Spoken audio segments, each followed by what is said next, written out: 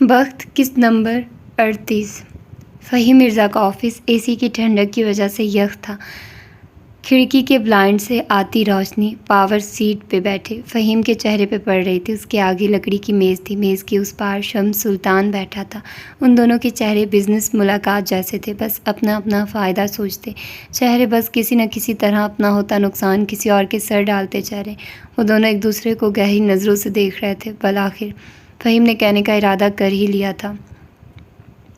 آخر تمہیں کیا ضرورت تھی شمس یہ نیلامی والا شوشہ چھوڑنے کی، جب ہم دونوں کے درمیان ایک معاہدہ ہو چکا تھا، سب طے تھا، تو پھر آخر کیوں؟ فہیم ناخوش لگتا تھا۔ شمس نے گہری سانس بھری۔ فہیم تحمل سے کام لو، اس جگہ پہ میر کی نظر تھی۔ اگر میں تمہیں بیچ دیتا تو کیا جانتے نہیں ہو وہ ہم دونوں کے ساتھ کیا کرتا؟ نہ ہم رہتے نہ ہی وہ جگہ۔ پھر اب تم آخر کیا کرو گے؟ شمس میر کے ہوتے ہوئے، میری تو اتنی اوقات نہیں ہے کہ اس زمین کو خرید سکو۔ فہیم جھنجھلایا تھا۔ شمس نے اسے دھیرج رکھنے کو کہا تھا۔ تم اکیلے کبھی بھی اس زمین کو خرید نہیں سکتے تھے، سو اب تم یہ کرو کہ 4 اور لوگوں کو اپنے ساتھ ملا لو اور ایک ٹیم بن کر نیلامی میں آؤ۔ تم ریٹ بڑھاتے جانا، اور میر واز کبھی بھی گھاٹے کا سودا نہیں کرتا۔ جب وہ دیکھ لے گا کہ یہ زمین اس کے لیے موزوں نہیں ہے تو وہ خود ہی ہٹ جائے گا۔ فہیم اب بھی تذبذب کا شکار لگ رہا تھا۔ کچھ تھا جو اب بھی برا لگ رہا تھا، لیکن وہ کچھ کہہ نہیں سکتا تھا۔ میر واز فرید کے آگے اس کی اتنی اوقات نہیں تھی۔ وہ دونوں اب کسی دوسرے معاملے کو ڈسکس کرنے لگے تھے۔ دیوار پہ لگا اے سی اپنی ٹھنڈک میں اضافہ کرتا چلا گیا۔ شام کو کوئی 6 بجے کا وقت تھا جب حال سلطان کی گاڑی اس کے گھر کے باہر آ کر رکی۔ چوکی دار نے دروازہ کھولا تھا، لیکن وہ گاڑی اندر نہیں لے کر جا سکی۔ وجہ اس کے ساتھ آ کر رکنے والی عمر کی گاڑی تھی۔ وہ اچنبے سے گاڑی سے اتر آئی۔ وہ بھی سامنے سے چلا آیا تھا۔ اس کے ہاتھ میں حالے کا پرس تھا۔ وہ اس کے قریب آ کر رکا۔ اپنا پرس بھول گئی تھی۔ آپ ویٹر نے مجھے دیا، چیک کر لیں، رقم پوری ہے؟ وہ پرس اس کے آگے کرتا ہوا بولا تھا۔ حالی نے پرس نہیں کھولا۔ وہ جواباً کچھ کہہ رہی تھی، لیکن عمر نے نہیں سنا۔ وہ چوکیدار کو دیکھتا ہوا آگے آیا تھا۔ اس کی نظریں مشکوک تھی اور زبان جیسے مچل کر کہنا چاہتی تھی، مجھے سب پتہ ہوتا ہے۔ وہ عین اس کے آگے آ کر رکا تھا۔ کرخت چہرے اور بڑی بڑی مونچھوں والا کوئی 40-45 برس کا شبیر احمد نام کیا ہے تمہارا؟ عمر اسی وقت ایک تشخیصی افسر کی مانند لگ رہا تھا۔ اس کی آنکھیں ایکس رے کر رہی تھی، اور ایک مرد کی آنکھیں دوسرے مرد کی آنکھوں کا ایکس رے بخوبی کر لیتی ہیں۔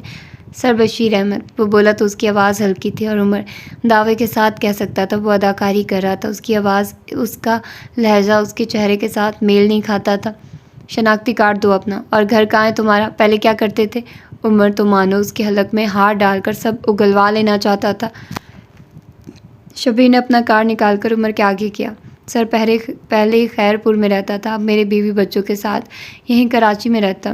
وہ اب بھی ہلکی بادب آواز میں بول رہا تھا۔ حالے بس چپ چاپ کھڑی رہی۔ عمر نے اس کے کارڈ کو دونوں جانب سے دیکھا اور پھر کارڈ اس کے حوالے کیا۔ تم خیر پور سے ہو، پھر یہاں مستقل پتے کی جگہ پہ نواب شاہ کیوں لکھا ہے؟ کراچی میں رہتے ہو تو عارضی پتے کی جگہ پہ حیدرآباد کیوں لکھا ہے؟ پاگل بنا رہے ہو مجھے، ہاں؟ وہ سختی سے استفسار کر رہا تھا۔ شبیر احمد کا حلق تک سوکھ گیا تھا، اب حالے کی برداشت ختم ہو چکی تھی۔ اس نے عمر کا ہاتھ پکڑا اور اندر کی طرف جانے لگی۔ وہ اس کے ساتھ کھنچتا چلا گیا تھا۔ حالے نے پورچ میں آ کر اس کا ہاتھ چھوڑا۔ اس کے چہرے پہ برہمی تھی۔ ابھی وہ کچھ خود کہتی کہ عمر بول پڑا، یہ آدمی جھوٹ ہے حالے، فراڈ ہے، میں لکھ کر دے سکتا ہوں، اس کو نکالو، بلکہ تم رکو، میں اسے خود نکال کر آتا ہوں۔ کس حق سے؟ عمر کے بڑھتے قدم تھم گئے تھے۔ وہ بے یقینی سے مڑا تھا۔ حالے عجیب سے لہجے میں کہتی آگے آئی، کیا اس حق سے کہ میں تمہارے جج صاحب کی بیٹی ہوں، یا پھر اس حق سے کہ میرا چہرہ تمہارے کسی عزیز سے ملتا ہے؟ اس حق سے کہ مجھے تم سے عقیدت ہے، وہ اس کی آنکھوں میں دیکھ کر بولا تھا۔ حالے نے گیلی ہوتی آنکھوں کے ساتھ نفی میں گردن ہلائی تھی۔ تمہیں مجھ سے عقیدت کیوں ہے؟ اب کہ عمر کچھ نہیں بولا تھا۔ تم کہتے ہو میں اعتبار کروں، لیکن تم سچ نہیں بولتے۔ تم مجھے میری شادی کے دن کہتے ہو کہ یہ شادی ٹوٹ جائے، اور پھر کہتے ہو تمہیں مجھ سے محبت نہیں ہے۔ تم کون ہو عمر؟ تم کیا چاہتے ہو؟ وہ اس کے قریب کھڑی گیلی گلابی آنکھوں سے کہہ رہی تھی۔ عمر لب بھینچے اسے دیکھے کیا، اسے یہ آنسو برے لگتے تھے، وہ ان کا کیا کرے؟ تم ہمیشہ کہتے ہو تمہیں سب پتہ ہے، کبھی یہ کیوں نہیں کہتے کہ کچھ ہے جو تمہیں پتہ نہیں ہو سکتا؟ تم ہمیشہ خود کو اعلیٰ اور مجھے کم سمجھتے ہو۔ تم جھوٹے ہو عمر، تم انسان ہو، دھوکے باز انسان۔ وہ آدمی یہاں رہے گا، اس نے دروازے کی جانب اشارہ کیا تھا، کیونکہ اب یہ میری ضد ہے، تمہارے علم سے ضد ہے یہ، اور تم یہاں سے جاؤ عمر۔ عمر کی آنکھوں میں اب کے واضح کرب تھا۔ تم ہمیشہ ہم دونوں میں مقابلہ کرتی ہو حالے، وہ دکھ سے بولا تھا۔ حالانکہ میں تو ہمیشہ تمہیں اپنے برابر سمجھتا ہوں، بلکہ میں تو تمہیں ملکہ کہتا ہوں۔ تم مجھے زیرک وزیر سمجھ لو، تم میری حیثیت تسلیم کیوں نہیں کرتی؟ کبھی تو مقابلے چھوڑ کر میرے برابر آ جاؤ، پھر میں بتاؤں گا عمر نے کیوں کہا تھا کہ وہ جینا چاہتا ہے۔ وہ کہہ کر رکا نہیں، مڑ گیا تھا۔ حالے نے روکا بھی نہیں، البتہ پیچھے سے آواز ضرور لگائی تھی، جاؤ عمر، ہمیشہ کے لیے چلے جاؤ، اب واپس مت آنا، میں پکاروں تب بھی نہیں۔ عمر کے قدم ایک لمحے کو تھمے تھے، لیکن پھر وہ آگے بڑھ گیا تھا۔ پیچھے حالے نے بے بسی سے اپنے آنسو رگڑ کر صاف کیے تھے۔ وہ چلا جاتا تھا تو ساری دنیا اندھیری کر دیتا تھا، لیکن وہ اسے ساتھ رکھ کر بھی اندھیرا نہیں چاہتی تھی۔ اگلی صبح وہ جلدی کیفے آ گئی تھی، ابھی اتنا رش نہیں تھا۔ صبح تازہ اور خوبصورت تھی۔ وہ خود ہی کچن میں چلی آئی، 2 کپ کافی بنائی، پھر باہر لے آئی۔ آج کام کافی زیادہ تھا، نئے اسٹاف کا انٹرویو کرنا تھا، اوپری منزل کی صفائی کرنی تھی، لیکن وہ 2 مگ صرف اس لیے نہیں تھے۔ ان میں سے ایک مگ کسی خاص مہمان کا تھا، وہ جس کے بیٹے سے نہیں بنتی تھی لیکن ماں سے خوب گاڑھی چھنتی تھی۔ وہ مگ لی دیوار کے ساتھ لگی میز کی طرف چلی آئی تھی، سادہ سے سیاہ جوڑے میں بالوں کو کھولے وہ خوبصورت لگ رہی تھی۔ اس نے دونوں مگ میز پہ رکھے۔ نفیسہ نے مسکرا کر اسے شکریہ کہا تھا۔ ان کے چہرے پہ اب بھی زخم کے ہلکے ہلکے نشان تھے، ہاتھوں اور بازوؤں پہ کہیں کہیں بینڈیج لگی تھی۔ وہ اپنے موبائل میں قرآن ایپ کھولے بیٹھی تھی۔ حالے کے آنے کے بعد چند آخری آیات پڑھی اور پھر ایپ بند کر دیا۔ حالے پیر اوپر کیے بیٹھی تھی، آزاد سی، بے فکر سی، لیکن اب کے اس کے چہرے پہ ہلکی سی فکر مندی آ گئی تھی۔ آپ کو پتہ ہے آنٹی، میں اب نمازیں پوری پڑھنے لگی ہوں، لیکن مجھ سے قرآن نہیں پڑھا جاتا۔ جب پڑھنے بیٹھتی ہوں نیند آنے لگتی ہے یا پھر بور ہو جاتی ہوں۔ وہ آرام سے اپنا مسئلہ بتا رہی تھی، کوئی جھجک کوئی آڑ نہیں۔ میں نے کہیں قرآن کورسز جوائن کیے ہیں، کہیں بار تفسیر کلاسز لی ہیں، لیکن میرے دل پہ قرآن اترتا ہی نہیں۔ نفیسہ ایک ٹک غور سے اسے دیکھ رہی تھی۔ تمہارے اور قرآن کے بیچ کیا آتا ہے؟ انہوں نے ڈائریکٹ سوال کیا تھا۔ حال ایک پل کو گڑبڑائی تھی۔ اس کے اور قرآن کے بیچ، ہر انسان کو قرآن تک آنے کے لیے اپنے کسی نہ کسی بت کو توڑنا ہوتا ہے۔ حال قرآن کیا ہے؟ کلام اللہ، مطلب اللہ سے کلام، اللہ سے بات چیت ہے نا؟ حالے نے مکان کی انداز میں سر ہلایا تھا۔ نفیسہ اپنے ازلی نرم لہجے میں کہہ رہی تھی، جب ہم کسی بڑے آدمی سے ملنے جاتے ہیں یا بات کرنے جاتے ہیں تو کیا کیا چیزیں ہوتی ہیں جو ہمیں قربان کرنی پڑتی ہیں؟ نیند، کبھی کبھی کمفرٹ، کبھی ادھورا کھانا، کبھی کچھ، اللہ سے بات، اللہ سے میٹنگ کرنے کے لیے کیا قرآن؟ کیا حالے سلطان؟ اور یہاں حالے گنگ رہ گئی تھی، کہنے کو کچھ بچا ہی نہیں تھا۔ شیطان نمازوں کو روکنے پہ اتنا زور نہیں لگاتا جتنا قرآن نہ پڑھنے پہ لگاتا ہے۔ وہ کیوں چاہے گا کہ تم اپنے اللہ سے بات کرو؟ وہ کوئی نہ کوئی موٹا لذت والا گناہ یا پھر تمہارے ساتھ ایسے بت کو جوڑ دے گا جسے تم توڑ نہ پا، خواہشوں اور گناہوں کا، اللہ اور تمہارے بیچ آنا بھی، تاکہ تم جب قرآن پڑھو شیطان تمہارے اس بت کو تمہارے لیے ناقابل شکن بنا دے گا تاکہ تم اسے توڑ نہ سکو۔ وہ تمہارے گناہ میں ایسی لذت دے گا کہ جب بھی قرآن پڑھو گے وہی چیز تمہارے ذہن میں آئے، تمہارے لیے تمہارا بت کیا ہے حالے؟ آخر میں انہوں نے حالے سے پوچھا تھا، اور 1 سیکنڈ کے اندر ہی حالے کے حلق سے پھنسی سی آواز نکلی تھی، میوزک، اور پھر وہ خاموش ہو گئی۔ نفیسہ بھی کچھ نہیں بولی۔ جواب تو تمہارے پاس ہے حالے سلطان، لیکن کیا تم اسے رکاوٹ سمجھتی بھی ہو؟ حالے متذبذب تھی۔ آنٹی، میوزک بجاتے خود ایک برائی کیسے؟ اس طرح میرے کئی دوست ہیں جو میوزک سنتے ہیں، بلکہ میرا ایک دوست ہے وہ سنگر ہے لیکن وہ بہت اچھا قرآن بھی پڑھتا ہے، پھر آپ کیسے کہہ سکتے ہیں کہ میرے اور قرآن کے درمیان میوزک ہے؟ نفیسہ نے نرم نظروں سے اسے دیکھا تھا۔ تمہارے اس دوست نے قرآن کے لیے کچھ اور چھوڑا ہوگا، اس کا بت کوئی اور چیز ہوگی، میوزک سے بڑا اور زیادہ پرستش مانگنے والا بت۔ یاد کرو تمہارے دوست نے کیا چھوڑا تھا؟ حالے کے ذہن میں یکدم ایک جھماکا سا ہوا تھا، ایک بجلی کا کوندا سا لپکا تھا۔ وہ پورنوگرافی کا ایڈکٹ تھا۔ اس کے لبوں سے پھنسی آواز نکلی تھی۔ پھر ایک دن اس نے توبہ کی تھی اور اگلے دن سے وہ قرآن پڑھنے لگا تھا۔ حالے کسی خواب کسی کیفیت میں کہہ رہی تھی، مطلب اسے واقعی اپنا بت توڑنا پڑے گا، مطلب واقعی ہر انسان کا خدا تک جانے کے راستے میں ایک بت ضرور ہوتا ہے۔ نفیسہ ہلکی آواز میں کہہ رہی تھی، دیکھو حالے، ہر بات، ہر جذبے، ہر عادت کی ایک وائب ہوتی ہے۔ میوزک کی وائب کیا ہے؟ جب ہم کوئی دکھی گانا سن لیتے ہیں تو ہمیں لگتا ہے جیسے ساری دنیا کے دکھ ہمارے ہو گئے، جیسے سارے ظلم، ہر زیادتی ہمارے ساتھ ہوئی ہے، اور یہ چیز ہمیں خود ترس اور مایوس بنا دیتی ہے۔ تم خود سوچو، کیا خود ترسی اور مایوسی اچھی چیز ہے؟ حالے نے بے ساختہ نفی میں سر ہلایا تھا۔ جب ہم کوئی پارٹی سانگ یا پھر محبت بھرا گانا سنتے ہیں تب ہمارا دل کیا چاہتا ہے؟ ہم چاہتے ہیں ہمارا بھی کوئی محبوب ہو، ہمیں بھی نائٹ کلب اور پارٹی کی اجازت ہو، ہمیں بھی شراب حلال ہو کر ملے تاکہ اسی طرح جھوم گا کر ساری دنیا کو بھول جائیں. کوئی ہو جو ہماری تعریف اسی طرح کرے جیسے گانوں میں ہوتی ہے. محرم غیر محرم کا فرق مٹ جائے اور ملے تو بس محبت. کیا یہ کوئی اچھی وائب ہے؟ حالے کا گلا سوکھنے لگا تھا. آس پاس لوگ آ کر آرڈر نوٹ کروانے لگے تھے لیکن اسے جیسے نفیسہ کی آواز کے علاوہ کوئی آواز سنائی ہی نہیں دے رہی تھی.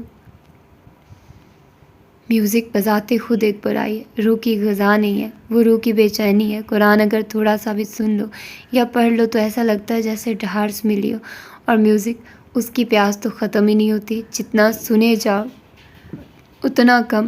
وہ لوگ خوش قسمت ہوتے ہیں جنہیں اپنے راستے کے بت نظر آ جاتے ہیں. تمہیں آ گئے، اب تم پہ ہے. تم انہیں مٹاتی ہو یا پھر آگے بھی پرستش کرتی رہتی ہو. وہ نرمی سے بول کر خاموش ہو گئی تھی. حالے اب تک ان کے الفاظ ذہن میں پروسیس کر رہی تھی. آس پاس کافی بینز کی خوشبو پھیلتی جا رہی تھی. شیشے کا بنا اسٹوڈیو آج اداس سا تھا کیونکہ آج وہاں موجود تمام لوگوں کی ٹریننگ کا آخری دن تھا. ہارون شاہد کھڑکی کے آگے اپنے مخصوص اسٹول کے آگے بیٹھا تھا. اس کے بال آج ماتھے پہ گر رہے تھے. سانولی رنگت دھوپ کی تمازت سے چمک رہی تھی اور ہاتھوں پہ سرخ پینٹ لگا تھا. اور اگر تم نظر اٹھا کر اس کی پینٹنگ دیکھو تو وہ بھی سرخ تھی، نیلی سرخ. کوئی ایک دھبا بھی کسی اور رنگ کا نہیں تھا. دفتن ہارون کو کوئی اپنے ساتھ اسٹول کھینچ کر بیٹھتا محسوس ہوا. اس نے مسکراتے ہوئے چہرہ موڑا تھا. اس کے سامنے داس بیٹھا تھا. وہ اداس سا تھا لیکن مسکرا رہا تھا. دھوپ اب ترچھی ہو کر ان دونوں کے نیم رخ پہ پڑ رہی تھی. کچھ کہنا چاہتے ہو آرٹسٹ؟ داس نے اسے متذبذب دیکھ کر پوچھا تھا. ہارون نے گردن جھکا دی تھی اور خاموش ہو گیا. کافی دیر بعد وہ بولا تو اس کی آواز بے حد ہلکی تھی. میرے پاپا چاہتے ہیں میں شادی کر لوں کیونکہ مجھے ہیل ہونے کے لیے ایک لڑکی کی ضرورت ہے. بلکہ ہر انسان کو ہیل ہونے کے لیے کسی نہ کسی کی دوسرے انسان کی ضرورت ہوتی ہے. تم کیا چاہتے ہو؟ انہوں نے نرمی سے پوچھا تھا. ہارون کے دل کو جیسے کسی نے پکڑ کر دبایا. جو میں چاہتا ہوں وہ اب کبھی ہو نہیں سکتا، وہ آزردگی سے بولا تھا. کیا کسی کو چاہتے تھے؟ سوال ہوا تھا. یہی تو بات ہے، اسے اتنا چاہتا ہوں کہ کبھی اس چاہت میں تھا یا پھر تھی نہیں لگا سکتا. وہ میرے لیے آج بھی میری خواہش ہے، آج بھی آتی جاتی سانس ہے. اسے لگ رہا تھا اس کا دل پھٹ جائے گا. اس نے دانتوں پہ ہاتھ جما لیے تھے. کرب تھا جو ہر جگہ پھیلتا گیا تھا. داس نے گہری سانس لی تھی. پھر ہارون کا چہرہ اوپر کیا تھا. محبت کا اعتراف کرتے ہوئے گردن سیدھی رکھا کرو، یہ بتائے گی کہ تم مخلص ہو اور باوقار بھی. وہ کچھ جتا رہے تھے. ہارون نے گردن سیدھی کر لی تھی لیکن آنکھیں نہیں اٹھا سکا. وہ شادی شدہ ہے آرٹسٹ. وہ مجھ سے بہت دور آ چکی ہے. میں ہمیشہ کہتا ہوں کہ میں اس کی خوشی چاہتا ہوں لیکن سچ یہ ہے کہ میں جب بھی اسے اس کے شوہر کے ساتھ خوش دیکھتا ہوں تو مجھے دکھ ہوتا ہے. میں حسد کرنے لگا ہوں اور میں ایسا نہیں کرنا چاہتا. وہ رنجیدگی سے کہہ رہا تھا. ابھی داس کچھ کہتا کہ ذرا فاصلے پہ اسٹول پہ بیٹھی لڑکی بول اٹھی تھی. حسد محسوس کرنا اتنا برا نہیں ہوتا ہارون جتنا حسد کے زیر اثر آ کر کچھ غلط کر دینا برا ہوتا ہے. تمہیں لگتا ہے اس دنیا میں کوئی حسد سے پاک دل لے کر آیا ہوا ہے؟ کوئی ہے جس کے اندر ذرا سا بھی شر نہیں ہے؟ وہ کہہ رہی تھی اور ہارون یکٹک اس کو دیکھے گیا. نہیں ہارون، کوئی ایسا نہیں ہے. حسد اور شر ہر انسان کے اندر ہے. کوئی انسان پرفیکٹ نہیں ہے. حسد تو مومن کے دل میں بھی ہے لیکن جس کام کے لیے ہمیں بھیجا گیا وہ ہے امتحان. ہم سب یہاں اسٹوڈنٹس ہیں. ہم سب کو یہاں امتحان دینا ہے کہ ہم نے اپنے حسد پہ کنٹرول کیا یا پھر اس کے آگے جھک کر گھر تباہ کیے، برے کام کیے، لوگوں کو ذلیل و خوار کیا. تم حسد سے مت ڈرو، اس کے حاوی ہونے سے ڈرو. وہ بول کر ایک مرتبہ پھر اپنی پینٹنگ کی جانب مڑ گئی تھی. داس نے اسے فخریہ نظروں سے دیکھا تھا. پھر وہ ہارون کی جانب مڑا تھا. اب آتے ہیں تمہارے دوسرے مسئلے کی طرف. تو تمہیں لگتا ہے کوئی لڑکی ایک لڑکے کو ہیل کر سکتی ہے؟ ہارون کچھ نہیں بولا. وہ واقعی نہیں جانتا تھا. داس نے اضافہ کیا. تم نے مجھے بتایا تھا کہ تمہاری بچپن کی دوست تمہیں ہمیشہ گفٹ میں پینٹنگ کا سامان دیتی تھی. وہ تمہارے سب سے قریب تھے، تمہاری گارجین تھی. لیکن کیا اس کے سامان، اس کی تسلیاں تم سے پینٹ کروا سکے؟ ہارون چل رہ گیا. اس کی آنکھیں تحیر سے پھٹی کی پھٹی رہ گئی. داس اب بھی کہہ رہا تھا. تم نے سردیوں میں اپنے ہاتھ دیکھے ہوں گے نا آرٹسٹ، وہ کس طرح روکھے بے جان ہو جاتے ہیں، جگہ جگہ سے پھٹ رہے ہوتے ہیں. ایسے میں کیا کرنا ہوتا ہے؟ ہم سب کے گھروں میں لوشن ہوتا ہے لیکن جب تک ہم اٹھ کر ڈریسنگ تک جا کر لوشن اٹھا کر اپنے ہاتھوں اور چہرے پہ نہیں ملیں گے تو کیا ہم ٹھیک ہو جائیں گے؟ ہم ہیلر. اب ہیلر کون ہوا؟ وہ پڑا ہوا لوشن یا پھر اٹھ کر محنت کر کے اسے لگانے والے تم خود؟ انسان لوشن کی طرح ہے ہارون. اس کی باتیں اگر تم صرف سنو گے تو کچھ نہیں ہوگا لیکن اگر سمجھ کر اپلائی کرو گے تو ہیل ہو سکتے ہو. آس پاس کی ساری آوازیں بے معنی تھیں. ہارون کو یہ الفاظ امرت لگے تھے. دوسرا انسان ہیلر نہیں ہے، اپنے سب سے بڑے ہیلر آپ خود ہوتے ہیں۔ آج ایک انسان تمہیں ہیل کرے گا، لیکن وہ نہیں جانتا لوشن کہاں کہاں لگانا ہے، کیا ہاتھ کے ساتھ ساتھ گال بھی خشک اور پھٹے ہوئے ہیں، کیا بازو اور پیروں کو بھی ضرورت ہے۔ ہر دوسرے انسان آپ کے لیے آؤٹ سائڈر ہے۔ آپ جانتے ہیں آپ کو کہاں تکلیف ہے، آپ جانتے ہیں جسم کہاں سے پھٹ رہا ہے، لوشن کی زیادہ ضرورت کہاں ہے۔ کسی دوسرے انسان کا لگایا ہوا مرہم ہمیشہ کہیں نہ کہیں سے ادھورا رہ جاتا ہے ہارون۔ مطلب کوئی عورت کسی مرد کو ہیل نہیں کر سکتی ہے نا؟ ہارون نے تائید چاہی تھی۔ داس نے سر ہلایا تھا۔ بے شک کوئی عورت کسی مرد کو اور کوئی مرد کسی عورت کو ہیل نہیں کر سکتا ہے۔ ہر انسان اپنے دم پہ ہیل ہو سکتا ہے۔ ہاں، ہمارے پاس کچھ لوگ ہوتے ہیں جن کی باتیں ہمیں تسلی دیتی ہیں، جن کا ہونا ہمارے لیے نعمت ہوتا ہے، لیکن آپ جب تک اس کی باتیں دل پہ لوگے ہی نہیں، تب آپ کیسے ہیل ہوگے؟ تمہاری دوست کی کئی سالوں کی باتیں، اس کے گفٹس تم سے پینٹ نہیں کروا سکے کیونکہ تمہارے دل نے ان باتوں کو لیا ہی نہیں۔ تم نے پینٹ کیا کیونکہ تم چاہتے تھے۔ اگر تمہیں ہیل ہونا ہے تو سب سے پہلے تمہیں یہ چاہنا ہوگا۔ وہ اس کا کندھا تھپک کر اٹھ کھڑے ہوئے تھے۔ ہارون کے کندھوں سے بوجھ سرک گیا تھا۔ وہ ہلکے دل کے ساتھ مسکرایا تھا۔ بالآخر کلفت زائل ہونے لگی تھی۔ ایک ہفتہ بعد حالے سلطان کے بنگلے پہ رات اتر آئی تھی۔ آج حسن سلطان منزل میں تھا۔ اماں کی طبیعت خراب تھی اور ہارون کو حالے نے خود ہی کچھ دن پہلے منع کر دیا تھا کہ مناسب نہیں لگتا تھا اس کا یہاں رہنا۔ اس وقت وہ گلابی رنگ کے نائٹ سوٹ میں ملبوس، بالوں کا ڈھیلا جوڑا بنائے اپنے کمرے میں بیڈ پہ لیٹی کوئی کتاب پڑھ رہی تھی جب اس کے فون پہ کوئی کال آنے لگی۔ حالے نے ذرا حیرت سے موبائل کو دیکھا تھا۔ کسی غیر شناسا نمبر سے کال آ رہی تھی۔ اس نے پک کر لی تھی۔ ہیلو، وہ محتاط سی بولی تھی۔ یہاں سے چند میل دور اپنے کمرے میں فرش پہ بیٹھے یاقوت مرزا کی حالت ابتر تھی۔ اس کی آنکھیں سرخ تھی۔ اس نے موبائل کان سے لگا رکھا تھا اور آنسو ٹوٹ کر فرش پہ گر رہے تھے۔ میں واپسی چاہتا ہوں۔ اس کی آواز زکام زدہ تھی۔ حالے کال کاٹ دینا چاہتی تھی لیکن نہ جانے کیوں وہ ایسا نہیں کر سکی۔ اس کے ذہن میں کچھ اور چل رہا تھا۔ میں واپس آنا چاہتی ہوں آنٹی، میں تھک گئی ہوں، بہت تھک گئی ہوں، مجھے اللہ چاہیے، مجھے واپس چاہیے، توبہ چاہیے۔ وہ پھوٹ پھوٹ کر رو رہی تھی۔ تمہیں میرا نمبر کہاں سے ملا؟ حالے نے ہتھیار ڈال دیے تھے۔ یاقوت نے اس کی بات کا جواب نہیں دیا۔ وہ اپنی کہہ گیا، میں بہت ٹوٹ گیا ہوں حالے، میرے آس پاس بدبو ہے، تعفن ہے، گھٹن ہے، میرا دل چچک زدہ ہے، میں روز مر رہا ہوں۔ میری 6 صورتیں، مجھے میری 6 صورتیں واپس چاہیے، میرا قرآن واپس چاہیے۔ وہ پھوٹ پھوٹ کر رو رہا تھا۔ سارے کمرے میں اس کی سسکیاں گونج رہی تھی۔ بیڈ پہ لیٹی اس کی بیوی کی آنکھوں سے چند آنسو ٹوٹ کر کن پٹی میں جذب ہوئے تھے۔ بچپن سے جس کی ایک مسکراہٹ کے لیے کہیں جتن کیا ہوں، اس کی اداسی دل چیر رہی تھی۔ کیا میرے لیے کوئی واپسی کی راہ ہے؟ کیا میرا سوری قبول ہو جائے گا؟ کچھ کہو، اللہ کا واسطہ ہے، کچھ کہو۔ کیا میرے لیے کوئی واپسی کی راہ ہے آنٹی؟ کیا مجھے اللہ معاف کرے گا؟ میں کہاں جاؤں؟ اس گھٹن اور اس گلٹ کو لے کر کہاں جاؤں آنٹی؟ وہ روتے ہوئے بول رہی تھی۔ مجھے میری روح سے گھن آ رہی ہے، بدبو آ رہی ہے، مجھے وہ راستہ بتائیے جو میری واپسی کا ہو۔ نفیسہ اب ٹھہر ٹھہر کر کچھ کہہ رہی تھی۔ اپنے بیڈ پہ بیٹھی حالے میں کان کے انداز میں نفیسہ کے الفاظ دہرائے گی۔ جب تک تمہارے جسم میں سانس ہے ہر طرح کی واپسی ممکن ہے۔ تم واپس آ سکتے ہو یاقوت، تمہارا سوری قبول ہو جائے گا۔ جیسے اس کے حلق میں بہت ساری گرہیں لگی تھی، جیسے سب کا سوری قبول ہو جاتا ہے۔ یاقوت نے آنکھیں بند کر لی تھی۔ سکون تھا جو سارے دل میں اتر گیا تھا۔ حال نفیسہ حیات کے الفاظ دہراتی گئی۔ ہر بدبو، ہر تعفن، سب ختم ہو جائے گا۔ روح کا غسل توبہ ہے، تم ایک بار توبہ کر لو، سب ٹھیک ہو جائے گا۔ وہ روبوٹک مشینی انداز میں کہہ رہی تھی۔ دل کا رواں رواں کانپ رہا تھا۔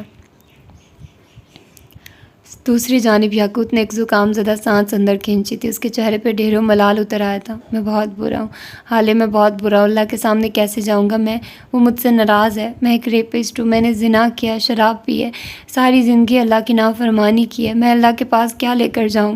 وہ بے بسی سے ہونٹ کاٹتے ہوئے کہہ رہا تھا، میں نے اللہ نہیں مانا آنٹی، میں نے نمازیں چھوڑی، میں نے قرآن چھوڑا ہے، میں اللہ سے کیا کہوں گی؟ وہ موبائل کے چوکھٹے میں نفیسہ کو دیکھتے ہوئے کہہ رہی تھی۔ وہ کوئی مایوس سی لڑکی لگتی تھی، گیلی گلابی آنکھوں اور محترم چہرے والی۔ میں بہت بری ہوں آنٹی، میں کہاں جاؤں؟ اللہ کے پاس کیا لے کر جاؤں؟ کوئی نیکی، کوئی اچھی بات، میرے پاس کچھ نہیں ہے۔ وہ شکستہ تھی، ہاری ہوئی۔ نفیسہ نے جواب میں کچھ کہا تھا۔ حالیہ اب وہیں سب دہرا رہی تھی۔ تم اللہ کے پاس 3 چیزیں لے جاؤ، توبہ، معاف کیے جانے کی امید اور وعدہ۔ یاقوت آنکھوں میں حیرت سموئے اسے سن رہا تھا۔ اس نے اپنے آنسو رگڑ کر صاف کر لیے تھے۔ حالے کہے جا رہی تھی، توبہ تمہاری روح کو صاف کر دے گی، امید تمہیں جینے اور مزید معافی مانگنے پہ موٹیویٹ کرے گی، اور وعدہ تمہیں اللہ سے معافی دلوائے گا۔ تم معافی مانگو اور معاف کرنے کا وعدہ کر لو، جس طرح میں نے کر لیا تھا۔ تمہارے پاس پچھلی کوئی نیکی نہیں ہے، بہت لوگوں کے پاس نہیں ہوتی، لیکن تم آگے نیکی کرنے کا وعدہ کر لو، جس طرح بہت سے لوگ کر آتے ہیں۔ حالے کے آنسو بھی اب تواتر سے بہنے لگے تھے۔ وہ دونوں بے آواز رو رہے تھے۔ ان دونوں کے پاس نیکیاں نہیں تھیں، لیکن وعدے تھے۔ وہ اللہ کے پاس وعدے لے جائیں گے۔ ہم نئی نسل ہیں یاقوت، ہمارے لیے کوئی نہیں آتا۔ ہمارے بڑے ہمیں مار کر، ڈرا دھمکا کر نماز پڑھوا سکتے ہیں، یہ ان کی غلط فہمی ہوتی ہے۔ کبھی اگر وہ ہمارے پاس بیٹھ کر محبت اور پیار سے بات کریں گے تو ہمیں دین بوجھ نہیں محبت لگے گا، لیکن ہم پہ کوئی اپنی ایفرٹ ضائع نہیں کرنا چاہتا۔ وہ اب باقاعدہ ہچکیوں کے ساتھ رو رہی تھی۔ کیا تم مجھے معاف کر سکتی ہو حالے؟ یاقوت کی بات پہ وہ تھم گئی تھی۔ کیا اللہ مجھے معاف کرے گا آنٹی؟ وہ گیلی نم آنکھوں سے پوچھ رہی تھی۔ اور اگر کرے گا تو مجھے کیسے پتہ چلے گا؟ نفیسہ مسکرا دی تھی۔ جس دن اللہ تمہارے پاس کسی انسان کو سوالی بنا کر بھیجے گا، اس دن سمجھ لینا تمہارا امتحان ہے۔ اگر تم نے معاف کر دیا تو خدا بھی معاف کر دے گا۔ نہیں، وہ شرطیں نہیں رکھتا، لیکن وہ تمہارا ظرف دیکھتا ہے۔ اللہ معاف کرنے والوں کو معاف کر دیتا ہے۔ تم معاف کرنا سیکھو حالے سلطان۔ بتاؤ نا، کیا تم مجھے معاف کر سکتی ہو؟ وہ رنجیدگی اور ایک آس کے تحت پوچھ رہا تھا۔ بیڈ پہ لیٹی اس کی بیوی کی آنکھیں زخمی ہوئی تھی۔ حالے ایک نظر چھت کو دیکھا۔ پرانی حالے نے ڈپٹا تھا، معاف نہ کرنے کی 100 وجوہات بتائی تھی، لیکن وہ ہر خیال ذہن سے جھٹک گئی تھی۔ اور پھر دھیرے سے ہاں میں سر ہلا دیا۔ میں نے تمہیں معاف کیا یاقوت، میں نے تمہیں اللہ کے لیے معاف کیا۔ وہ اللہ تمہارے لیے بھلائیاں کرے، میں نے معاف کیا، اس نے بے بسی بھرے انداز میں کہہ کر کال کاٹ دی تھی۔ آنسو بھل بھل بہہ رہے تھے۔ دوسری جانب یاقوت مرزا کے اندر بھی ایک گہری تقویت اتری تھی۔ وہ بہتے آنسوؤں کے ساتھ اٹھا تھا۔ اگلے کئی لمحوں میں اس نے خود کو باتھ روم میں واش بیسن پہ جھکا ہوا دیکھا تھا۔ آنسوؤں کی وجہ سے منظر دھندلا تھا۔ وہ وضو کرنا بھول چکا تھا۔ اس نے بس منہ ہاتھ دھویا اور باہر آ گیا۔ اب کے ایک نیا مرحلہ تھا۔ اسے قبلہ رخ نہیں پتا تھا۔ ماری شرمندگی اور بے بسی کی آنکھیں ایک بار پھر بھر رہی تھی۔ اس کی بیوی اٹھی تھی۔ اس نے سر پہ پہنا دوپٹہ اتار کر زمین پہ بچھا دیا اور پھر اپنے شوہر کو کونی سے پکڑ کر قبلہ رخ کھڑا کر دیا۔ یاقوت کو 6 صورتیں ایک بار پھر یاد آ گئی تھی۔ اسے نہ رکوع کا پتہ تھا، نہ قیام کا۔ وہ سیدھا سجدے میں گرا تھا اور پھر اس کی بلند آواز میں رونے کی آوازیں اگلے کئی منٹ تک گونجتی رہی تھی۔ یہاں سے چند میل دور حالے سلطان کے کمرے میں ایک آہٹ ہوئی تھی۔ کوئی تھا جو دبے پاؤں اس کے کمرے میں داخل ہوا تھا۔ نہ وہ عمر تھا، نہ حسن اور نہ ہارون۔ اسے کوئی آہٹ محسوس ہوئی تھی اور وہ اپنی جگہ سن ہو گئی تھی۔ کوئک ریاکشنز وہ نہیں دیتی تھی۔ کوئک ریاکشنز، وہ بس اپنی جگہ شل تھی۔ یہ چاپ غیر مانوس تھی اور دل کو جکڑ دینے والی تھی۔ حالے سلطان قدموں کی چاپ پہچان لیتی تھی۔ کوئی تھا جس نے اس کے کمرے کا دروازہ دھکیلا تھا۔ حالے کا دل اچھل کر حلق میں آیا تھا اور اب کہ اس کے جسم میں ہلکی سی جنبش ہوئی تھی، یہ صرف اور صرف ان سیشنز کی بدولت تھا۔ کمرے کا دروازہ مکمل کھلا اور شبیر احمد اندر داخل ہوا۔ اس کے چہرے پہ خباثت تھی، وہ غیر انسانی اور بلا کا شیطان چہرہ تھا۔ حالے بیڈ سے اتر آئی تھی۔ تم یہاں کیا کر رہے ہو؟ دفع ہو جاؤ یہاں سے، وہ کہنا یہی چاہتی تھی، لیکن اس کے حلق سے کوئی آواز نہ نکلی۔ تمہیں کیا لگا تھا اتنی کم تنخواہ پہ تمہارے پاس کام اس لیے کر رہا ہوں کیونکہ مجھے نوکری کی ضرورت ہے؟ وہ چہرے پہ شیطانیت طاری کیے آگے آیا تھا۔ حالے بے اختیار پیچھے ہوتی گئی۔ اس کے دونوں بازو اپنے سینے پہ کینچی کی صورت جمے تھے۔ پہلے دن سے مجھے تمہارا حسن چاہیے تھا، تم چاہیے تھی، تمہارے جیسی بد زبان اور اکھڑ لڑکیاں میرا پہلا وار ہوتی ہیں۔ وہ اس کے بے حد قریب چلا آیا تھا۔ حالے سن سی دیوار سے لگی کھڑی تھی، بیڈ کے ساتھ والی دیوار۔ جیسے ہی شبیر نے اس کا بازو پکڑنے کی کوشش کی، حالے سلطان نے نہ جانے کیوں اور کیسا ایک زوردار تھپڑ اس کے چہرے پہ دے مارا تھا۔ شبیر ذرا سا پیچھے کو ہوا تھا۔ حالے نے اسے کسی بھی قسم کا موقع دیے بغیر بیڈ کی سائڈ ٹیبل پہ پڑا، گلدان اٹھایا اور آگے آتے شبیر کے سر پہ دے مارا۔ وہ لڑکھڑا کر نیچے گرا تھا۔ خون کی ایک پتلی لکیر اس کے ماتھے سے بہہ رہی تھی۔ وہ فرش پہ گرا تھا۔ کئی لمحے اس کی آنکھیں بے یقینی سے پھٹی رہی، جسم ہلکی سی جنبش کرتا رہا اور اگلے ہی لمحے اس کی آنکھیں چھت سے جا لگی تھی۔ اس کی کن پٹی پہ لگنے والا زخم جان لیوا تھا۔ حالے سلطان سے قتل ہو گیا تھا، اس کی زندگی کا پہلا اور شاید آخری قتل۔ وہ گلدان ہاتھوں میں لیے پھٹی پھٹی نظروں سے اس ساکت ہوئے وجود کو دیکھے کہ اس کا جسم کانپ رہا تھا، آنکھیں سرخ ہو گئی تھی، وہ بس ساکن تھی، شل تھی۔ حال سلطان اپنی زندگی کی سب سے بڑی غلطی کر چکی تھی، اس کی آنکھوں میں خوف تھا۔ وہ دھیرے دھیرے زمین پہ بیٹھتی چلی گئی، گھٹنے سینے سے لگائے، بازو اپنے گرد لپیٹے۔ وہ خوف زدہ لگتی تھی، بے یقین اور شاکڈ بھی۔ نہ اس کی آنکھ آنسو بہا رہی تھی، نہ اس کے حلق سے آواز نکل رہی تھی، وہ بس شاک تھی۔ کتنی دیر بیتی، کتنے لمحے گزرے، اسے کوئی حساب نہیں معلوم تھا۔ کافی دیر بعد اس نے اسی طرح بیٹھے بیٹھے بیڈ پہ دھرا اپنا موبائل اٹھایا تھا۔ اس کے ہاتھ کانپ رہے تھے، چہرہ سفید تھا۔ وہ مر رہی تھی یا پھر شاید مر چکی تھی۔ قتل آپ کے اندر کچھ نہ کچھ ضرور مار دیتا، یا تو دل یا پھر ضمیر۔ اس نے کانپتی انگلیوں سے عمر حیات کا نمبر ڈائل کیا تھا۔ یہ طے تھا کہ چاہے اس کے ساتھ کچھ بھی ہو جائے، پہلی کال عمر حیات کو جائے گی۔ گھنٹی جا جا کر پلٹ رہی تھی، وہ کال نہیں اٹھا رہا تھا۔ حالے دھڑا دھڑ اسے کال ملاتی رہی۔ وہ بالکل ایک روبوٹک جیسی لگ رہی تھی، بے جان، بے تاثر۔ اس کا انداز مشینی تھا۔ اب کی بار کال اٹھا لی گئی تھی۔ وہ بستر پہ اوندھے منہ پڑا سو رہا تھا، غائب دماغی سے موبائل کان سے لگا رکھا تھا۔ عمر، اس نے بے بسی سے پکارا تھا۔ عمر تم آ جاؤ پلیز۔ اچانک رونے لگی تھی۔ مجھ سے قتل ہو گیا، عمر آ جاؤ پلیز، آ جاؤ عمر۔ اور اب کہ عمر کو اپنے سارے جسم سے سانس نکلتی محسوس ہوئی تھی، وہ ایک جھٹکے سے اٹھ بیٹھا تھا۔ حالے کی سسکیاں اب بھی گونج رہی تھی۔ عمر کو بس قتل کا لفظ سنائی دے رہا تھا۔ اس نے پیر بستر سے نیچے اتارے تھے۔ کون تھا؟ بس 2 لفظ، بس یہی 2 لفظ پوچھے تھے اس نے۔ موبائل پہ اس کا ہاتھ کانپا تھا۔ اس نے پیر نیچے رکھ کر اٹھنا چاہا، لیکن اسے اپنے آگے اندھیرا سا پھیلتا محسوس ہوا۔ نہ جانے کیوں اس کا سارا جسم کانپ رہا تھا۔ شبیر، میں نے شبیر کو مار دیا، وہ اٹک اٹک کر کہہ رہی تھی۔ وہ میرے کمرے، عمر، اس نے مجھے ہاتھ لگانے کی، عمر میں نے مار دیا، وہ پھوٹ پھوٹ کر روتے ہوئے بے ربط الفاظ ادا کر رہی تھی۔ اور حالے کو اندازہ نہیں ہوا کہ اس کی بات پہ عمر بھی مر گیا تھا۔ اس کے پیروں میں چپل نہیں تھے، وہ اندھا دھند باہر بھاگا تھا، کہ اس کی بیوی کے کمرے میں گھسا تھا۔ کسی نے اسے ہاتھ لگانے کی کوشش کی تھی۔ عمر کو آج پتہ چلا تھا موت کیا ہوتی ہے۔ وہ اپنے گھر میں نہیں تھا، وہ کہیں دور آیا ہوا تھا کسی کام سے، اور یہاں سے حالے کا گھر 1.5 گھنٹے کی دوری پہ تھا۔ اس نے موبائل کان سے لگا رکھا تھا۔ ننگے پیر وہ ہوٹل کی راہداریوں میں بھاگتا نظر آ رہا تھا۔ میری بات سنو حالے، تم دوسرے کمرے میں جاؤ اور کمرہ لاک کرو اندر سے۔ وہ پارکنگ ایریا کی طرف جا رہا تھا، دل زور زور سے دھڑک رہا تھا۔ اگر وہ آدمی مرا نہ ہوا تو میں کچھ نہیں کروں گی عمر، میں کہیں نہیں جاؤں گی، بس تم آ جاؤ، تم پلیز آ جاؤ، وہ ضدی بچے کی طرح روتے ہوئے کہہ رہی تھی۔ عمر نے اپنے چہرے کو گیلا ہوتا محسوس کیا تھا۔ وہ رو رہا تھا۔ کیا وہ واقعی رو رہا تھا؟ کوئی موت کے بعد کیسے رو سکتا ہے؟ حالے پلیز میرا صبر مت آزماؤ، یہاں سے اٹھو اور کہیں چھپ جاؤ، کوئی شور، کوئی آواز مت کرنا، لائٹ بند کر دو اور دروازے اچھے سے اٹھ کر بند کرو۔ اس آدمی کے ساتھ کوئی اور بھی ہو سکتا ہے۔ وہ مارے بے بسی سے اس کی منت کر رہا تھا۔ وہ گاڑی میں بیٹھ چکا تھا اور اب بھی موبائل کان سے لگا رکھا تھا۔ چہرہ اب بھی گیلا تھا اور گلا بھاری ہوتا جا رہا تھا۔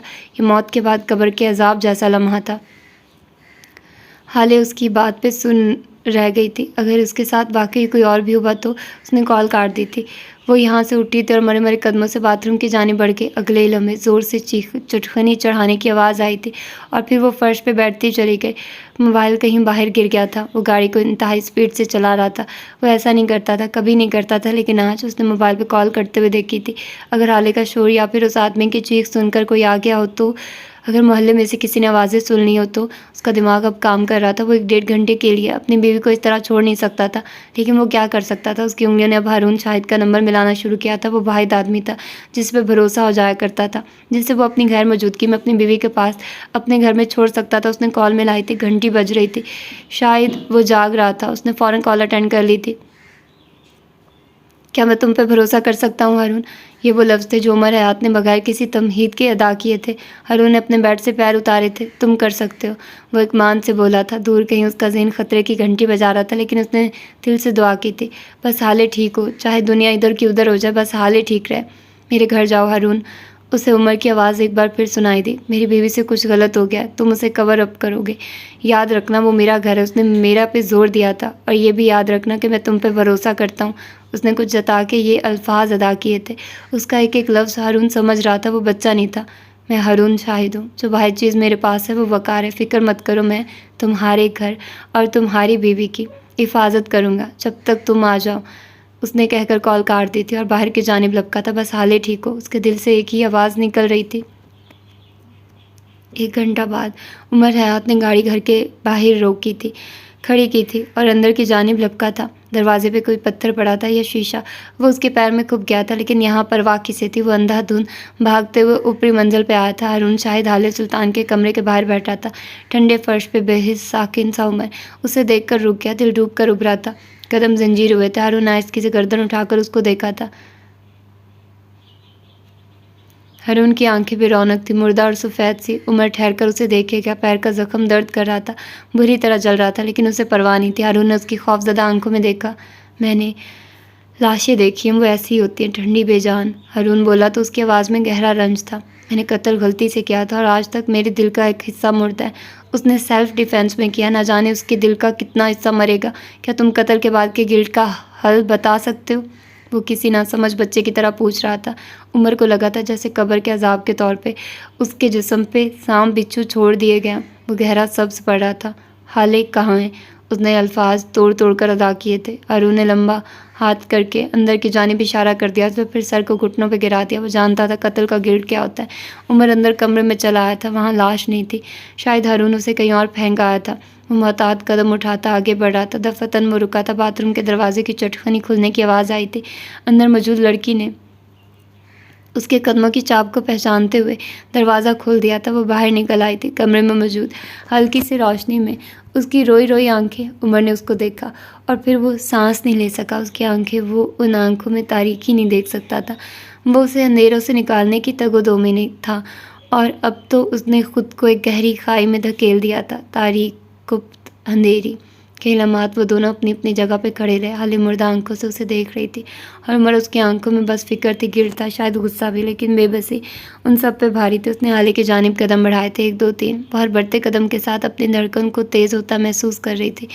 उमर उसके बिल्कुल करीब आकर रुका था। उसके चेहरे को हाथों में भरा और नरमी से उसका माथा चूमा था। उस लम्स में मोहब्बत थी, फिक्र थी, उसकी खैरियत की नवीद मिलने की खुशी थी। हाले उसी तरह शल सी उसके सामने खड़ी रही। उमर ज़रा सा दूर हुआ था। अब वो उससे कुछ पूछ रहा था, कुछ कह रहा था। हाले नहीं सुन रही थी। हाथ अब भी उसके चेहरे पे थे। वो 2 कदम आगे आए और फिर आहिस्ती से अपने दोनों बाजू उसके गिर्द फैला लिए और सर को उसके सीने पर रख दिया। अगले ही लम्हे वो बुलंद आवाज़ के साथ रोने लगी थी। उमर ने अपने पहलू में गिरे हाथ अब मजबूती से उसके गिर्द बांध लिए थे। वो उससे ऊंचा था। हाले का सर ऐन उसके दिल की जगह पे था। वो उसकी धड़कन सुन पा रही थी। वो बेतरतीब थी, कुछ खौफजदा सी, कुछ बेबस सी। उमर ने एक बार फिर उसके बालों को अपने लबों से छुआ था और उसके गिर्द हसार को मज़ीद मजबूत किया था। हाले मज़ीद तेज़ी से रोने लगी थी। आज तक उसे कभी इतना मजबूत सहारा नहीं मिला था। मैं बहुत डर गई थी उमर, मैं बहुत डर गई थी। मुझे लगा तुम नहीं आओगे। वो बुरी तरह रोते हुए हिचकियाँ लेते हुए कह रही थी। उसकी शर्ट को अब भी मुट्ठी में जकड़ रखा था। मैंने तुमसे कहा था अब मत आना। मुझे लगा तुम वाकई नहीं आओगे। मैं डर गई थी उमर, मैं बहुत डर गई थी। उसकी आवाज़ बुलंद होने लगी थी। उसका पूरा जिस्म हचकोले खा रहा था। उमर हौले हौले से उसके बालों को थपक रहा था। मैंने तुमसे कहा था ना, मैं तुम्हें कभी नहीं छोड़ूंगा। तुम्हारी पुकार पे कान लपेट लेने के लिए उमर को दूसरी बार पैदा होकर आना पड़ेगा। वो आहिस्ती से बोला था, साथ साथ उसे नरमी से थपक रहा था। उसी लम्हे हाले उससे जुदा हुई थी। उसकी आंखें सुर्ख थी, मुतर्रम सी। तुम क्यों आए हो उमर? वो ज़ुकामज़दा आवाज़ में बोली। क्योंकि मुझे आना ही था। तुम्हें क्यों आना था? वो बाज़िद हुई। चंद साहतें बीती, चंद पल खामोशी से गुजर गया। उमर आगे आया, उसके दोनों हाथों को अपने हाथों में लिया। वो उसके चेहरे को देख रहा था। मध्यम रोशनी में भी वो चेहरा बगैर दिक्कत के कहीं घंटों देखा जा सकता था। मुझे आना ही पड़ा क्योंकि तुम्हारी आवाज़ को नज़रअंदाज करना दुनिया का सबसे मुश्किल काम है। मुझे आना पड़ा क्योंकि मैं तुमसे मोहब्बत करता हूँ। आसपास सारी दुनिया रुक गई थी। हाले ने अपने दिल को सुकड़ कर फैलता महसूस किया। मैं तुमसे मोहब्बत करता हूँ, इतनी कि तुम्हें मेरा कत्ल भी माफ़ है। वो धीमी आवाज़, नरम आवाज़ में बोलकर उसे खामोश कर गया था। हाले टिकटिकी बांधे उसे देखे गई थी। मुझे आना पड़ा क्योंकि मैं तुम्हारे साथ जीना चाहता हूँ। इसलिए नहीं कि तुम जज साहब की बेटी हो, इसलिए भी नहीं कि तुम्हारा चेहरा मेरे किसी अजीज़ से मिलता है। वो रुका था। उसने हाले सुल्तान की आंखों में देखा था। इसलिए क्योंकि मैं तुमसे मोहब्बत करता हूँ। उसने एक एक लफ्ज़ पे जोर दिया था। मुझे आना पड़ा because you are the women I love with all my heart. क्या अब भी किसी सवाल की गुंजाइश है? वो उसके हाथों को थामे उसकी आंखों में देखते उसे मस्मराइज कर गया था। हाले सांस तक न ले सकी, पलक तक न झपक सकी।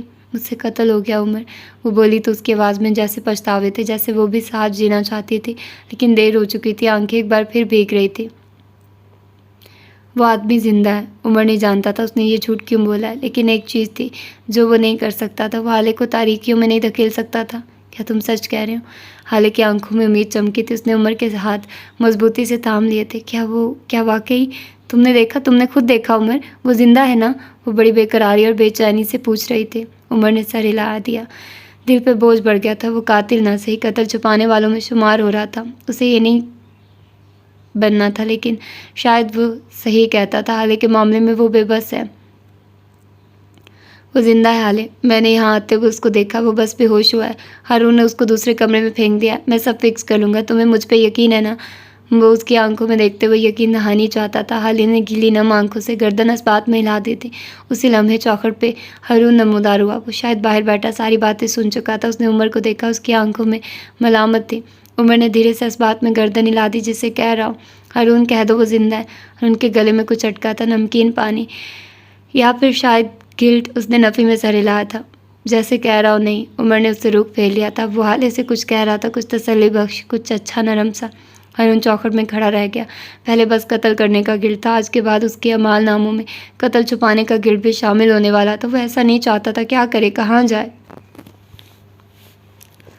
रात के कोई 2 बजे का वक्त था जब लैल हाले के घर पे आई थी। उसकी रंगत उड़ी हुई थी, चेहरा जर्द था। उसने आते साथ हाले को गले लगा लिया था। उमर हयात उसे हाले के साथ छोड़कर हारून के साथ शबीर की लाश लेकर निकला था। हाले नहीं देख सकी वो शबीर को किस तरह लेके आता, लेकिन उसे यकीन था अगर उमर कह रहा वो ज़िंदा है तो फिर ज़िंदा होगा। सबसे पहले वो उसे हारून के फार्म हाउस लेकर गए थे। वहाँ एक कमरे में जाली अस्पताल के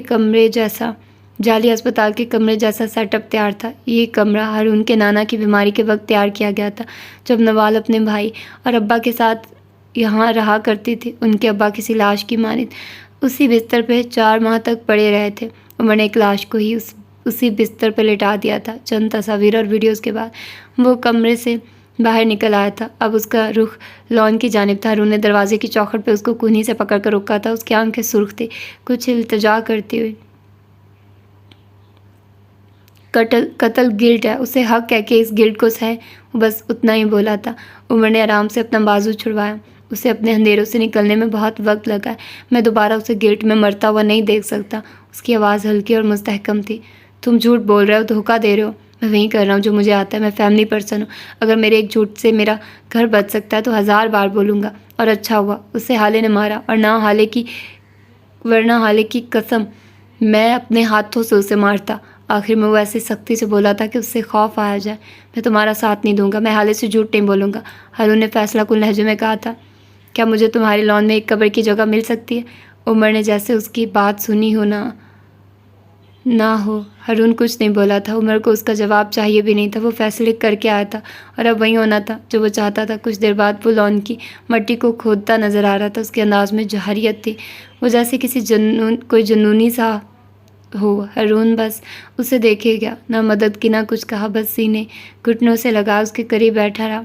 उमर हयात का चेहरा बेतासुर था। वो अब भी उसी सिल्क के नाइट सूट में था, ढीली ढाली शर्ट और पजामा। वो खुदाई करते हुए मुकम्मल हाँप गया था। उसके स्याह बाल पसीने से उसके माथे पे चिपक गए थे। गढ़ा तैयार था। उसने एक नज़र हारून को देखा। नमाज जनाजा पढ़ोगे या इसमें भी तकलीफ़ है? हारून ने तकान से उसको देखा था। उसकी आंखों में अब भी इल्तिजा थी, जैसे वो रोक रहा हो। उमर बेलचा फेंक कर उसके करीब चला आया था। हारून नीचे घास पे बैठा था। उमर घुटने पे हाथ रख के उसकी जानिब झुका था। वो आदमी एक गैंग से ताल्लुक़ रखता था। हारून एक ऐसा गैंग जो बेसहारा अकेली औरतों के घरों में जाकर चंद दिन नौकरी करते थे और फिर उसके चंद दिन बाद वो उस औरत के साथ ज़्यादती करके उसका तमाम कीमती माल लूट कर चले जाते थे। क्या अब भी तुम चाहते हो कि मैं ऐसे इंसान का कत्ल अपनी बीवी पे साबित करवाऊं? तुम जानते हो पुलिस वाले उससे कैसे सवाल करेंगे, अदालत में उससे क्या क्या पूछा जाएगा। हारून की आंखों में एकदम सख्ती उतर आई थी। उसका दिल अदालत में मर जाएगा। अंधेरे सारी ज़िंदगी के लिए चिमट जाएंगे और उसके साथ साथ मरेंगे 3 और लोग, तुम, मैं और हसन। हम गैरत की मौत मर जाएंगे। तुम चाहते हो मैं हाले को बता दूं उसने क्या किया है? ठीक है, मैं अभी बता देता हूँ। उसने सीधा होते हुए मोबाइल जेब से निकाला था, फिर रुका। सिर्फ एक बात सोच लो हारून, क्या 4 लोगों की इश्तिहारी मौत से एक गुमनाम मौत अच्छी नहीं है? अब के हारून उठा था। उसने उमर के हाथ से मोबाइल लेकर उसकी जेब में वापस डाला और उसके सीने पे थपकी दी। कौन मरा है? میں تو اس بارے میں کچھ جانتا ہی نہیں۔ وہ ایسی صفاقی سے بولا تھا کہ روح کام جائے۔ عمر نے اس کا کندھا تھپ تھپایا تھا اور آگے بڑھ گیا۔ کچھ وقت بعد وہ دونوں کھڑے ہو کر اس کا نماز جنازہ ادا کرے تو ان دونوں کے چہروں سے پانی ٹپک رہا تھا۔ سفید چادر میں لپٹی لاش آج اپنے انجام کو پہنچ جانی تھی۔ اگلے گھنٹے میں وہاں سے اس فارم ہاؤس سے نکلنے کے بعد ان کے دل ہلکے تھے، لیکن ایسے بھاری بھی کہ جیسے کوئی پتھر کی موٹی سل رکھ دی گئی ہو۔ سیاہ رات اپنی سیاہی سمیٹے آہستہ آہستہ سرک رہی تھی۔ صبح 6:30 بجے وہ رات کا گیا صبح میں واپس آیا تھا۔ ہارون اس کے ساتھ نہیں آیا تھا۔ وہ جانتا تھا اگر وہ حالے کا سامنا کرے گا تو سچ بول دے گا۔ وہ گھر کے اندر آیا تو سیدھا لاؤنج میں چلا آیا تھا۔ وہ رات والے فکر مند عمر سے بے حد مختلف تھا۔ اس کا چہرہ سپاٹ تھا، بے تاثر، یوں جیسے اسے کچھ کبھی کسی جذبے نے چھوا ہی نہ ہو۔ لاؤنج کے صوفے پہ حالے بیٹھی تھی، رات والے لباس میں، پیر صوفے پہ اوپر کیے، ناخن چباتی ہوئی۔ عمر کو دیکھا تو فوراً اٹھ کر اس تک آئی تھی۔ لیل خاموشی سے باہر نکل گئی۔ وہ کیسا ہے عمر؟ کیا وہ اب ٹھیک ہے؟ اسے زیادہ گہرے زخم تو نہیں آئے تھے نا؟ وہ بچ جائے گا نا؟ وہ بے قراری سے سوال کر رہی تھی۔ عمر اب بھی اسے خالی خالی نظروں سے دیکھ رہا تھا۔ وہ رات والا عمر نہیں تھا، وہ آدمی کوما میں ہے۔ شاید جلد ہوش میں آ جائے اور شاید کبھی ہوش میں نہ آئے۔ میں نے اسے ہسپتال میں داخل کروا دیا، فکر مت کرو، وہ کھوکھلی آواز میں کہتا آگے آیا تھا اور صوفے پہ ڈھیس آ گیا۔ ایک بازو لمبا کر کے صوفے پہ پھیلا دیا اور دوسرے سے اپنے کن پٹی دبانے لگا تھا۔ وہ اب بھی ننگے پیر تھا۔ حالے نے وہیں کھڑے ہو کر اس کے پیروں کو دیکھا تھا۔ وہ گرد میں اٹے ہوئے تھے، شاید زخمی بھی۔ تم مجھ سے ناراض ہو؟ وہ نہ جانے کس خوف کے تحت پوچھ رہی تھی۔ عمر کی آنکھیں ہنوز بند تھی، سر ڈھلکا ہوا تھا۔ تم واحد انسان ہو جس سے میں ناراض نہیں ہو سکتا، وہ عام سے لہجے میں بولا تھا۔ اپنا سامان اٹھا لو، تم میرے ساتھ جا رہی ہو، اور ہاں اگر ضد کرنی ہے تو ابھی کے ابھی طلاق کے پیپر منگوا لیتے ہیں، کیونکہ اگر تم یہاں رہنا چاہتی ہو تو مجھے نہیں لگتا کہ اب میرے اندر اتنی ہمت ہوگی کہ اپنی بیوی کو یہاں اکیلا چھوڑ کر چلا جاؤں۔ میں چلا جاؤں گا، تم آزاد ہوگی۔ اس کے لہجے میں اب بھی ڈھونڈنے سے بھی کچھ نہیں ملتا تھا۔ حالے کا دل ڈوب کر ابھرا تھا۔ اسے آج اندازہ ہو رہا تھا کہ پچھلے کئی ماہ تک جب وہ عمر سے کہتی تھی مجھے نفرت ہے تم سے، تو اس کے دل سے کیسے خون رستا ہوگا، یا پھر جب وہ طلاق کی بات کرتی ہوگی تو کیسے اس کے دل میں ناسور بنتا ہوگا۔ میں نے تمہارے ساتھ چلنے سے انکار تو نہیں کیا، اس کی آواز میں گلا تھا۔ تم انکار کب کرتی ہو حالے سلطان؟ تم تو ضد کرتی ہو، دل میں بغض پالتی ہو، تمہیں تو مقابلے کرنے آتے ہیں، لیکن اب میں تھک گیا ہوں، مجھ سے نہیں ہوتے مقابلے، میں ہارا تم جیتی۔ اس کی آواز تکان زدہ تھی، جیسے اب واقعی اس کی بس ہو گئی ہو۔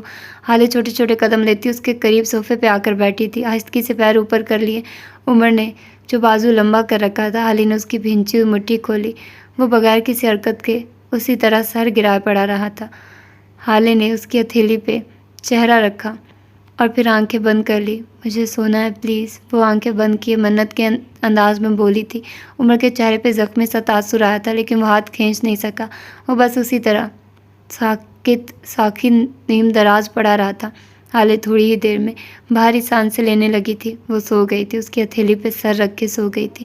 وہ اس کے بے حد قریب تھی، لیکن عمر جانتا تھا آج کے بعد ان دونوں کے درمیان بے حد فاصلے آنے والے تھے۔ وہ اس کے اتنے قریب تھی، لیکن مجال ہے جو عمر نے اس کو ایک بار بھی دیکھا۔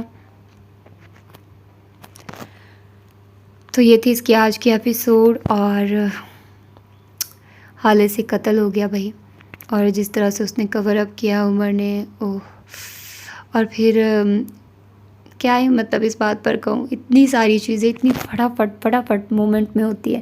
قتل سے مجھے تو اب مجھے یاد آیا، اب میں کمپیریزن، اب اس ناول میں اتنا کچھ ہے کمپیریزن کرنے کے لیے، میں کیا ہی کروں، ٹھیک ہے۔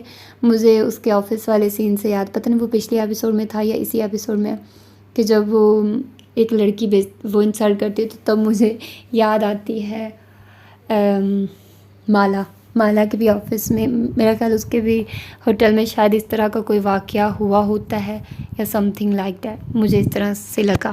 اور پھر وہ اسٹرگل کر رہے ہوتے یار۔ اس ناول میں نا مجھے لگتا ہے سبھی ناولز ڈال دیے گئے، سارے ناولز، آپ کو اس میں ہر ناول کی جھلک نظر آئے گی۔ جنت کے پتے، حالم، اور کیا نام ہے اس کا، نمل، یہ تینوں ناول اتنے obsessed ہیں یہ رائٹر ان 3 ناول سے، کچھ نہ کچھ آپ کو ضرور مل رہا ہے، ان تینوں ناولز کا کچھ نہ کچھ ریفرنس ضرور مل رہا ہے۔ میں یہ نہیں کہہ رہی کہ غلط ہے یہ، لیکن اس میں اتنا کچھ ہے، اتنا میٹیریل ہے اس میں نا، آپ کو ملٹیپل، وہ کیا کہتے ہیں کہ پرسنالٹیز نظر آئیں گی. ایک کریکٹر میں آپ کو اتنی پرسنالٹیز ملیں گی، ایک ہی وقت میں آپ کو ایک انسان مختلف شیڈ میں دکھے گا. ٹھیک ہے، مطلب ہر انسان اس میں عالم فاضل ہے. ٹھیک ہے، ایک ہوتا ہے انسان کی ایک وائب ہوتی ہے، ایک ہوتا ہے کہ وہ اسی طرح کا رہتا ہے. نہیں، اس میں کوئی انسان ایک ہی وقت میں اتنا پاورفل ہو جاتا ہے اور ایک وقت میں اتنا ڈم اور اتنا فنی، کچھ کبھی لگتا ہے اور کبھی کچھ. تو خیر اس میں مجھے لگتا ہے کہ بہت زیادہ ایکسٹرا چیزیں انوالو کی گئی ہیں، ایکسٹرا چیزیں ڈالی گئی ہیں جن کی میرا نہیں خیال کہ ضرورت تھی، اور اس کو اچھے سے ڈیسنٹ وے سے بھی چلایا جا سکتا تھا. اور اس میں کبھی کبھی مجھے بہت ساری چیزیں ایسی ہیں جو مجھے عجیب لگی کہ ان کو پورا نہیں کیا گیا. جیسے کہ وہ کہتے کہ مجھے آفس میں آتے ہی کچھ ایسی اناؤنسمنٹ کرنی ہے کہ سب کو پتہ چلے کہ ملکہ چینج ہو گئی ہے. اس نے کیا کیا؟ کچھ بھی نہیں کیا، کچھ بھی، کوئی کام نہیں اس نے آتے ہوئے کیا. تم لوگوں کو دکھا کوئی کام اس کا؟ نہیں. مطلب کیا ضرورت ہے رائٹر کو ایکسٹرا چیزیں کرنے کی؟ تم اچھا لکھتی ہو یار، تم لکھو اچھا، لیکن اس طرح سے مت کرو. خیر مجھے نہیں پتہ، مجھے سننے میں آیا کہ یہ ان کا فرسٹ ناول ہے، اور اگر ان کا یہ فرسٹ ناول ہے تو اس لحاظ سے یہ بہت اچھا ہے. اور ہوپ فلی کہ with the passage of time انہوں نے امپروو کیا ہو، اور ان کو اور بھی لوگوں نے کہا ہو کہ آپ کا طریقہ کیسا ہے، تو انہیں تھوڑا بہت پتہ چلا ہو تو انہوں نے چینج کیا ہو تھوڑا بہت سٹائل. ہوپ فلی کہ ان کے، اگر میں کہوں نا نمرا کی میں بات کروں، نمرا کا سٹائل ایک ہے، ان کا ایک طریقہ ہے، لیکن ان کے سارے ناولز کے نا ڈیفرنٹ کریکٹرز ہیں، اور ہر کریکٹر دوسرے سے ڈیفرنٹ ہے. کسی کی بھی کسی میں جھلک نظر نہیں آتی. آپ دیکھ لو، آپ سارے نمرا کے ناول اٹھا کر دیکھ لو، آپ کو مالک جیسا کریکٹر کسی اور میں نہیں دکھے گا. آپ سارے کریکٹر اٹھا کر دیکھ لو، آپ کو جہان سکندر والا کریکٹر کسی میں بھی جھلک نظر نہیں آئے گی. آپ کیا کہتے ہیں اس کو، تالیہ مراد کا دیکھ لو، تالیہ مراد جیسی جھلک آپ کو کسی میں نظر نہیں آئے گی. حالم کا کریکٹر اٹھا کر دیکھ لو، حالم جیسا آپ کو کوئی نہیں ملے گا. ماہر فرید کا دیکھ لو، ماہر فرید ون اینڈ اونلی، وہ اس میں آپ کو جھلک نظر نہیں آئے گی. یہاں پر آپ دیکھو ایک ہی عمر میں آپ کو جہان بھی نظر آئے گا، آپ کو ماہر فرید بھی نظر آئے گا. آپ کو کیا ہے کہ اس کی کیا بات ہے کہ کبھی کبھی تو مجھے وہ بہت ڈیسنٹ لگتا ہے، کبھی کبھی بہت کنجوس لگتا ہے، کنجوس لائک، مطلب جیسے وہ پیسوں کا وہ کرتا ہے تو اس کی وائبز آتی ہے جہان سکندر والی. وہ کہتا ہے میں غریب انسان ہوں، میرے پاس کہاں سے پیسہ آیا. دوسری طرف وہ ایک پولیس والا ہے، وہ بھی اس کا کوئی نہ کوئی، اس میں بھی وہ تھوڑی بہت نظر آتی ہے. یار میں سمجھ نہیں پا رہی کیا ہے. کبھی کبھی وہ خود کو ولن کہتا ہے، کبھی وہ ہیرو ہوتا ہے، کبھی وہ اتنا obsessed پرسن ہوتا ہے خود سے، اور کبھی کبھی وہ اتنا دوسروں سے پیار، وہ اپنی بیوی سے اتنا پیار کرنے والا ہوتا ہے. کبھی کبھی میں کچھ نہیں اب کہہ رہی، مجھے بس یہ، اور مجھے رونا آیا تھا جب وہ اس کو کہہ رہی ہوتی ہے، اور جب وہ سین ہوتا ہے یاقوت والا سینز ہوتے ہیں وہ تھوڑے سے تھے، اور میں رونے لگ گئی تھی کہ اللہ تعالیٰ کی رحمت بہت بڑی ہے.